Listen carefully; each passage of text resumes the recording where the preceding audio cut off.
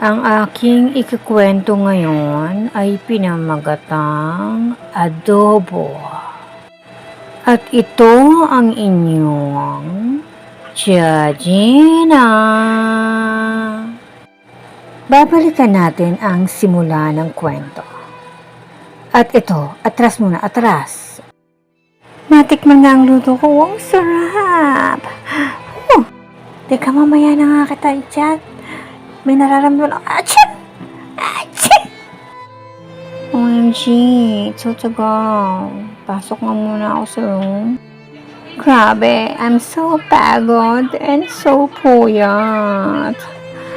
Browse nga muna ako sa phone and chill muna while waiting sa may, adobo. At habang nagbabrowse nga siya ng TikTok, ay unti-unti namang bumibigat ang mata at siya ay nakatulog na nga. Uy, teka! Naamoy niyo ba yun? Ano nga? Sandali yan! Ano yan? Aming usok! Hala! Sa taas na!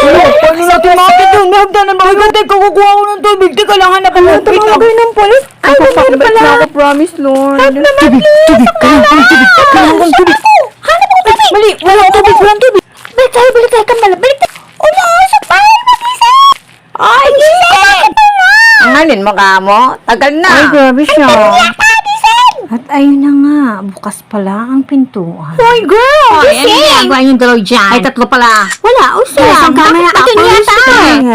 Hindi pa rin magising si Antonieta. Bro, sensya na, bro. Oh, shit! Tuntong nun, pre! Ano bang nangyayari? Nalibungat pa yata siya. Sakit ng ulo ko. Parang may sumapak sa akin. Wait, ang adobo ko! Ano, nagising na siya? OMG, ang adobo ko na ginabo. Oh my. Wait, malungkot ako. Kailangan ko mag-walling. Where's the wall?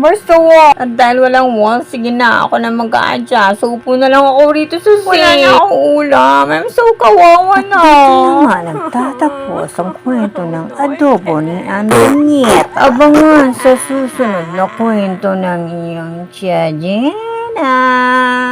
Ay, sana nagustuhan niyo ang kwento. Subscribe naman dyan, like and follow. Bye!